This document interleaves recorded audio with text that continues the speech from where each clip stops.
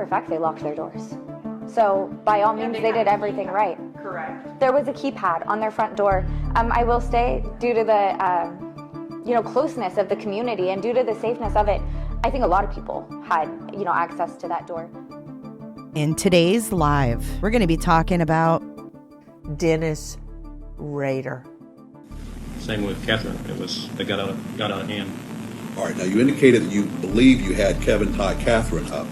Tell me what happened then. Okay. I moved, after, I really can't remember, Judge, whether I had her tie him up or she tied him up. But anyway, I moved, kind of tied her in the other bedroom, and I came back to strangle him. And at that time, we had a fight. The killer attacked Maddie first, then moved on to Kaylee. There's evidence to show that she awakened and tried to get out of that situation. They say she cried out, and her wounds show she fought for her life. The way the bed was set up is what... She was trapped. She was trapped. Xana. You can see the blood, and as far as I was concerned, I thought he was down and was out, and then went and started to strangle Catherine. And then we started fighting because the bonds weren't very good, and so back and forth we fought. Catherine? Yeah, we fought. And I got the best of her, and I thought she was going down, and then I could hear some movement in the other room.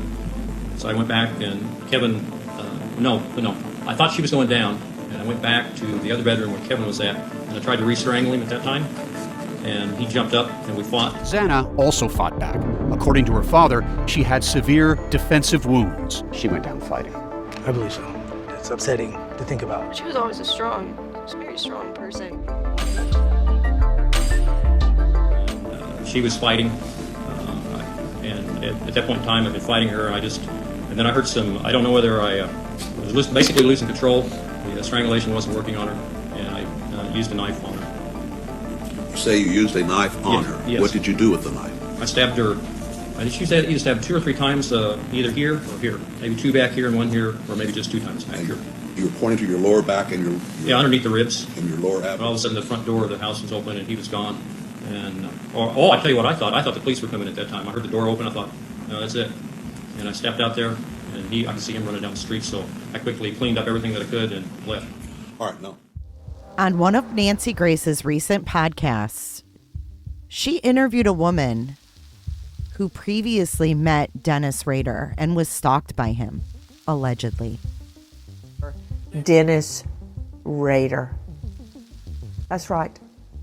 This woman met up with him for a date of sorts. She got a sixth sense just before they left alone, and she lived to tell the story. Kohberger was arrested. This woman couldn't believe her eyes. I recognized him immediately, and my heart just sank because I couldn't believe that, I was face to face with this guy. Nurse Haley Willett says they met on Tinder in 2015 when they were both psych majors at Pennsylvania colleges. He took her to a movie, then insisted on escorting her to her dorm room. I was kind of afraid to say no, so I just let him come in with me. Then he did something she says she'll never forget. He kept trying to tickle me, and I would ask him to stop, or I'd say, "What are you doing?" And he would be like, I'm not tickling you," and he would get very serious. Creeped out by Kohberger, she came up with a clever ruse. I proceeded to pretend to throw up in the bathroom, hoping that, it would gross him out. But watch out, BTK, because some jurisdictions still have the death penalty. Talking about old Sparky, the needle. Don't get too comfy.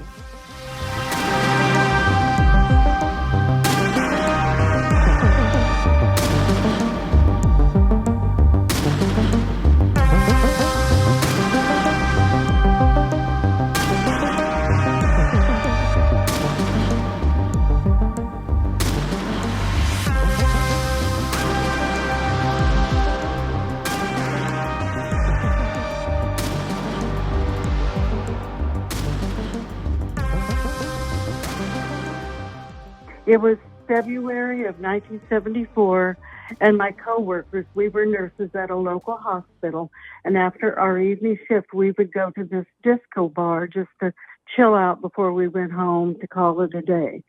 And it was a Saturday night, and one of my coworkers and I, we had the evening off, the weekend off, so we decided we would go to this disco bar that was connected to a hotel. And I'm sitting there with her, and she goes out to dance, leaving me sitting alone. And this man that I had watched, he was pacing back and forth. He wore a maroon suit and had on white shoes. He came over to ask me to dance, and it was a slow dance. And he talked to me, and he asked me what my name was and told me, "Tell me about yourself," which I did. And I just told him that, my age, and that I was just recently divorced and where I worked. And then I said, "Well, tell me about yourself. What is your name?" And he said, "Bob White." And he's trying to explain to me why he has white shoes on. He said he wore white shoes, had them on because he lived in California, and the people in California wore white shoes all year round. And then the dance, well, first of all, I said, "Well, what kind of business are you here in Wichita on?" He said one word to me. He said McConnell, and that's an Air Force base here.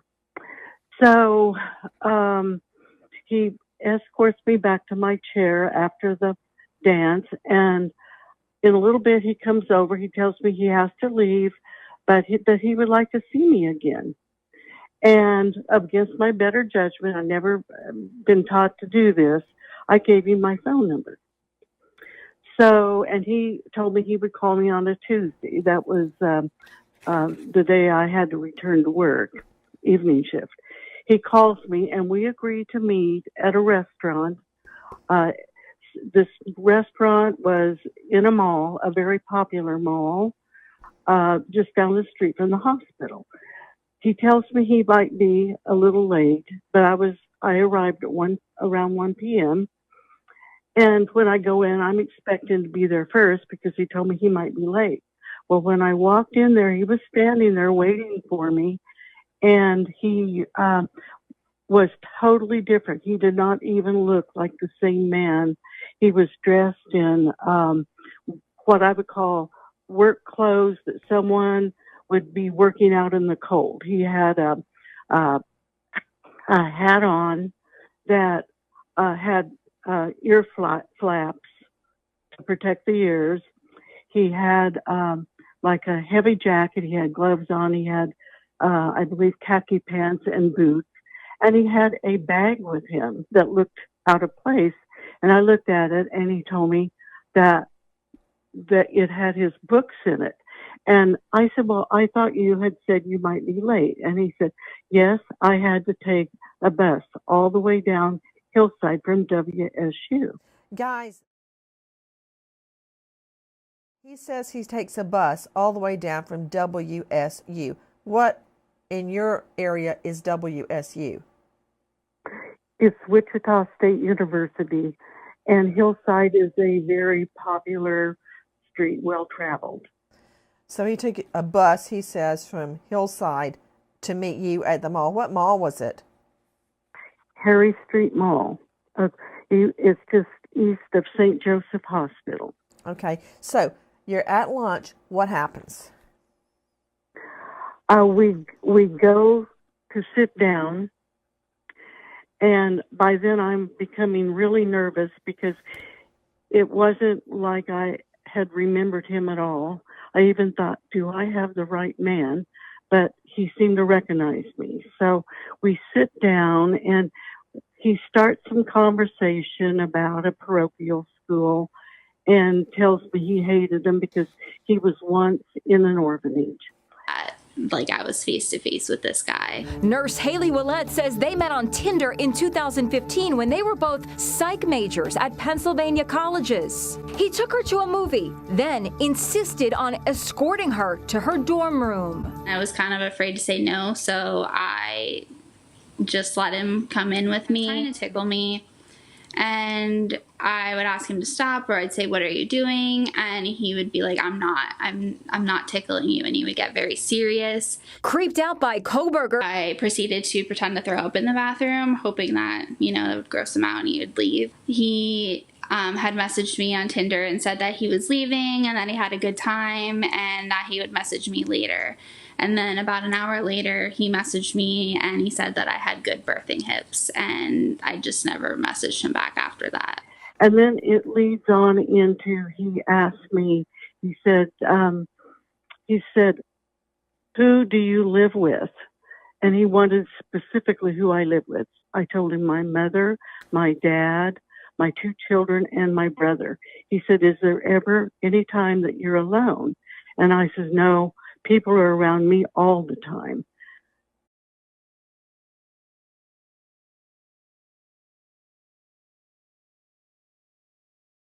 So we have a little bit more conversation, and then he said, do you know of a place that we can be alone? He said, because I do these things, or we are going to be doing some things that no one can see, hear, or know about. And I insisted I didn't know of any place. Then we go on into the conversation. He tells me that he does photography and that he uses a Polaroid, and that he often did some of these things at his parents' house. He never mentioned California again. And then... Where did he indicate his parents were? He didn't indicate. I just assumed California, but, now I know his parents were in Wichita. And his parents lived in Wichita, around Seneca Street. Mm-hmm. So then we changed the conversation. It gets it's hard to have conversation with him. And I realized I was too afraid to leave. I just sat there. I think, what do you mean by that? You were too afraid to leave? I was afraid that if I tried to leave, he would follow me and maybe get me alone. I was really afraid. So I thought, you're going to have to sit here until it's time for you to go to work. So I thought, I've got a lot of conversation to try to make with him. So there was pauses, and suddenly he appears very upset, and he says to me, I have a problem with this city. And I'm thinking, well, you're from California. And I said, well, what kind of problem? And he said, city politics.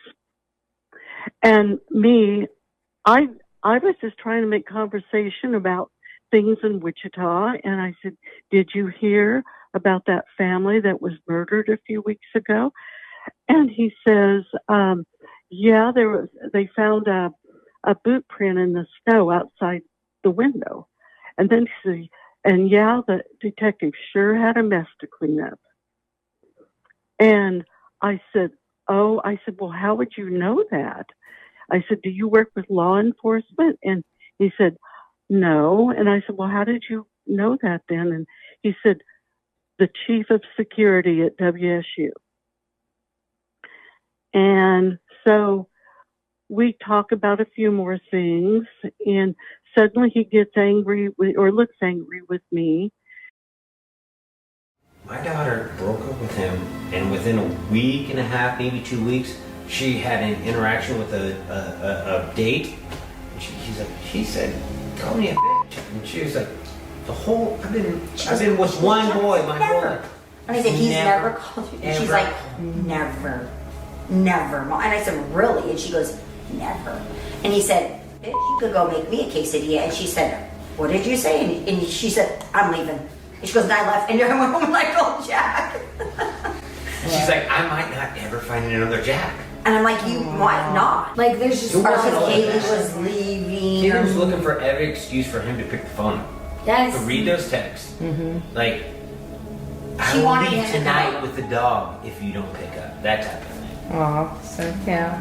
And they even when they broke up, they still communicated. Yes, it sounds day. like all it's like in that bar scene, it was just a. They were around him. Not were this Jack over here in the corner. No, she was around her ex. And to me, that's comfort level. That's body language. That's This is the person that I'm comfortable in. Talked to him about the conversation that night. We talked to the other guy about the conversation that went on that night, and they both, they were just like, hey, what's been up? How you been doing? What's been going on? And she was trying to talk him into going to another bar down the street or something like that. And he's like, I worked all day. I'm tired. I'm going home.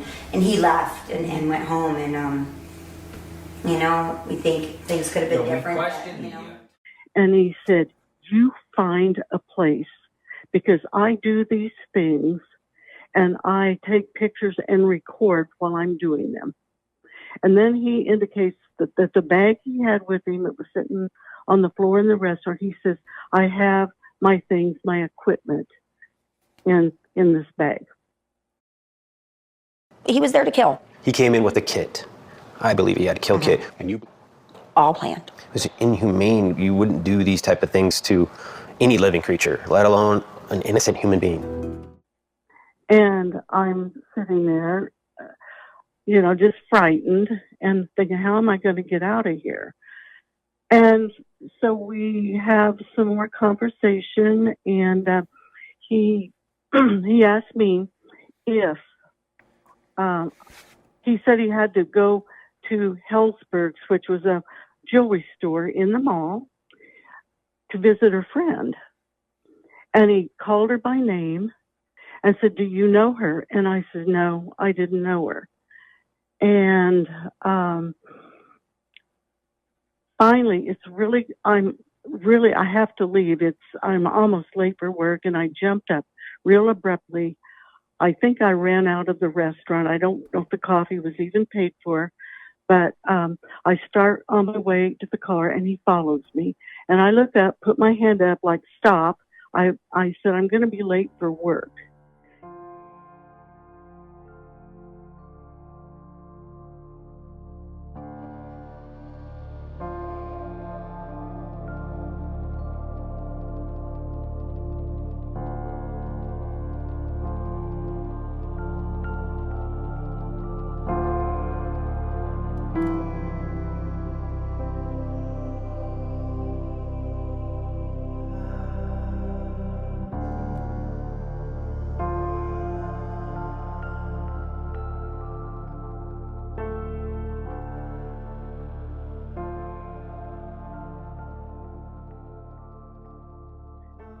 And he said, well, I'll call you on Thursday.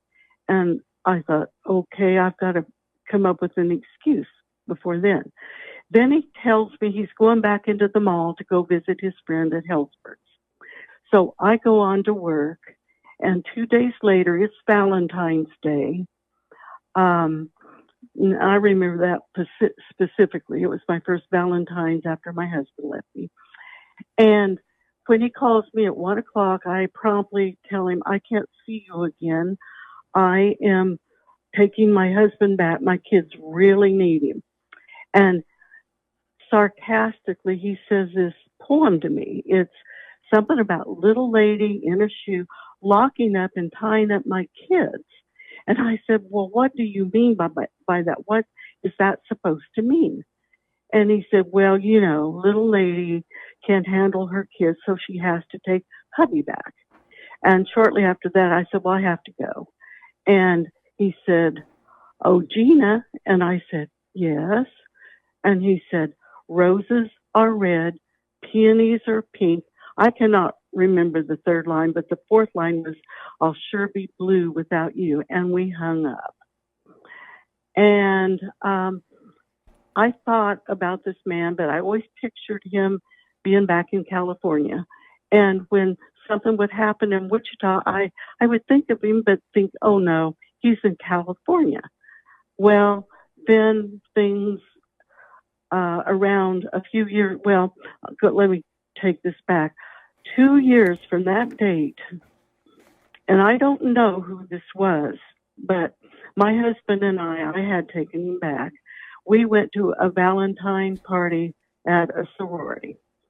And my babysitter, her parents were going to be at the same party, and they asked me if my babysitter could spend the night with us because they were going to be out really late. I said that would be fine. Well, we went to the party. When I come back, we walk in the door. I meet the babysitter. There's tears in her eyes. Her lip is trembling. She said, there's been a man calling for you all evening long, keeps asking for you. And she said, I looked out the window and there was a man standing in your yard. And I don't know if I just had a false sense of security. I can't remember, but I knew my husband was there and that things would probably be okay. We didn't see anything unusual when we pulled in the drive. Kaylee had a stalker, if that was really true. I said this, she's a pretty girl, her friends were really pretty, so them attracting attention was pretty common wherever they went. So I think she attracted attention, whether that's a dedicated person following her around, maybe not. I do believe that the officers looked in it, and I believe what they said, that there was no evidence there. Falling apart a little bit and, really looking at specific events that have been strange or maybe should have been looked into more in our eyes.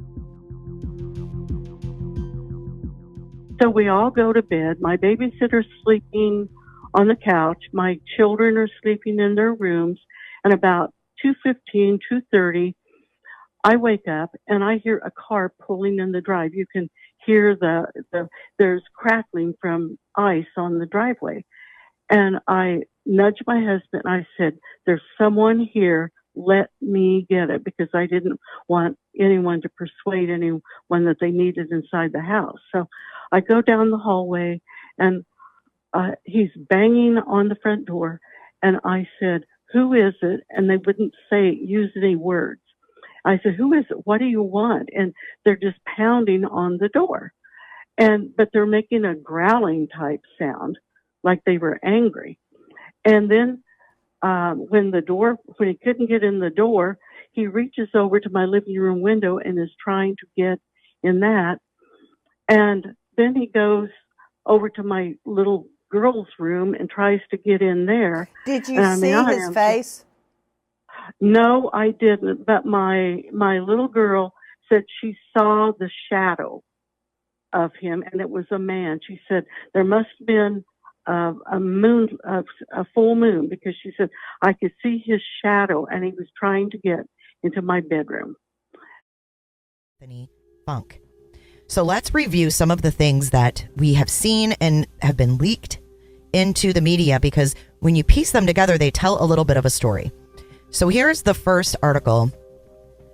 It was Funk who found the bloodied bodies of her 3 housemates, and she has argued she should not have to appear because she now lives in Nevada, not Idaho. That was what stuck out to me. And through her lawyers, she slapped down the foreign subpoena and said a judge must have a hearing before Funk can be required to testify.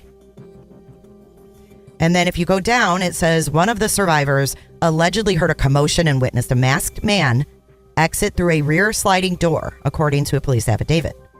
The second survivor, in this case, Funk, is alleged to have heard or saw things that could clear the suspect, according to Batante's affidavit.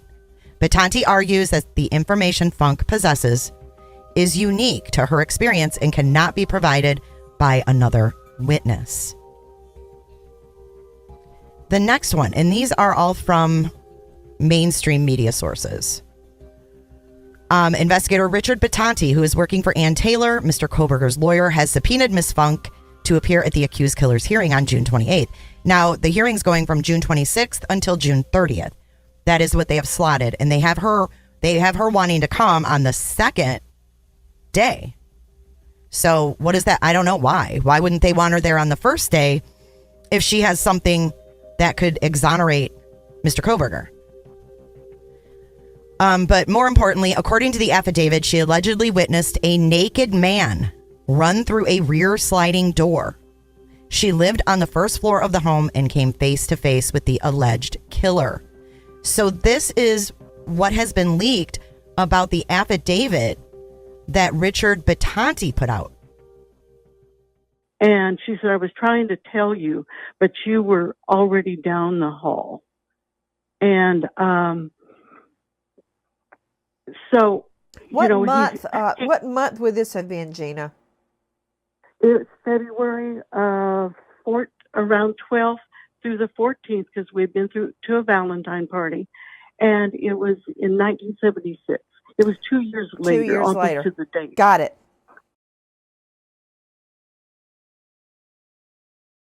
Yeah. And so I'm standing there just frozen.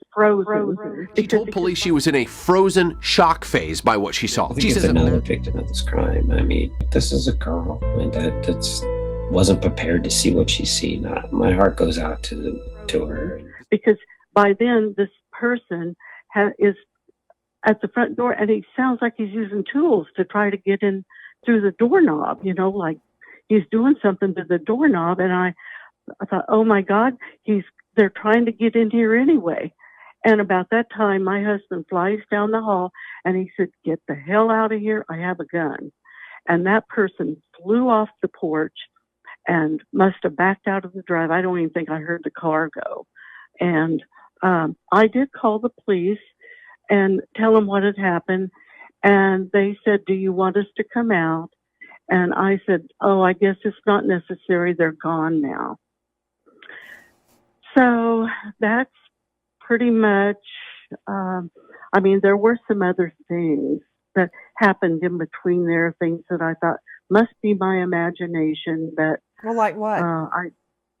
When I would come home from work, sometimes it would seem like someone had been in my house.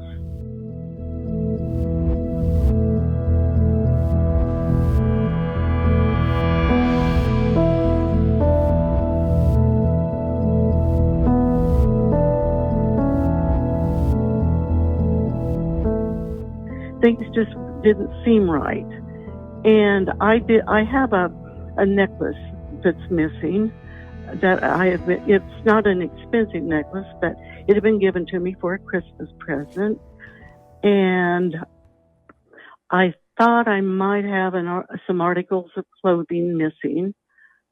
And at some point, I had a driver's license missing, but my purse, I always kept my driver's license in my purse, and I never was without it. So I don't know how anyone would have got access to my driver's license. But I don't know if we got her wallet. We got things from her room. Her room really wasn't part of it. I'm talking about her wallet with her ID in it and her debit card. And her bank records. The amount of records on Kay was probably, we have those items. We have her ID. And she had so many IDs. It's hard to. She had a lot of college IDs, a lot of high school IDs. So I don't know if I actually. We all had a lot of IDs. Did this happen? This would have happened between probably 1974 and 1977. It sometime during that. It was probably. It just kept happening on and off. Someone was calling me on the phone, and they were playing that song, "Lay Down, Sally."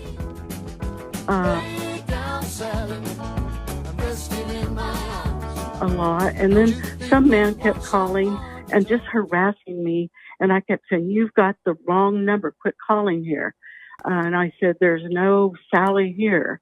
And finally, I told him I was going to call the telephone company. At some point, and I don't remember when, I don't remember the time frames other than those dates that I gave you, but somewhere in between this window, some man knocked on my door. He said he was from the phone company and that they had noticed trouble on my line and that someone had tampered with my phone lines outside my house.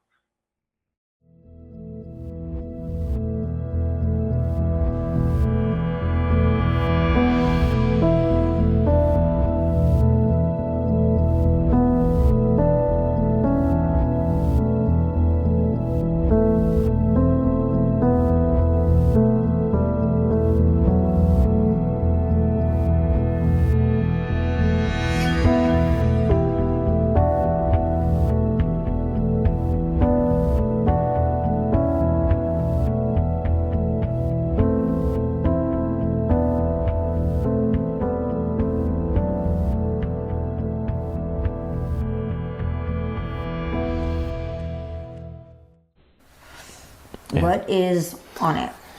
Her speaker. It's kind of unusual item not to give back. The laptops, multiple laptops, not just one. All electronics, it seems like they've kept of hers. So, and her bake records, the amount of records on Kayla was probably, I think fairly to say, was more than the other victims. I began to get suspicious around 1977 when the Wichita police started making information available, like Wichita had a serial killer, and this is what he was like, this is what he did. They said he said poems about his victims, and I thought, well, this man said poems to me. And then when BTK said, what shall I call myself? Shall I call myself the Hillside Strangler? Should I call myself the Poetic Strangler? Or should I call myself BTK? Well, I identified with that because he had said poems to me. This man had. He had said he had to take a bus all the way down WSU. And I began getting suspicious, but then I would say, no, that man's in California. Shortly after that, we moved to Arizona. Mm-hmm. But when I would come back for a visit, I would ask everyone, what do you think happened? And they said, well, we heard he's either in prison or he's dead, because it was just so silent. And then in Arizona, about maybe 30 years later, my daughter calls me. She's crying and she says, Mother, BTK's back. And I said, oh, no, honey. I said, that lawyer just made a book. And she says, no, he's back. So I get on the internet, I look, and sure enough, he has resurfaced. So they're asking for tips. So I call on a Saturday morning and I give my tips. I was sure I knew who they were looking for by then. But I couldn't give him a name because he told me his name was Bob White, which, that's kind of a joke now. I fell for it. Nice weight to it, says Mike. Daniel White, very nice. The box and the sheath, delicious. Delicious? Oh, my God.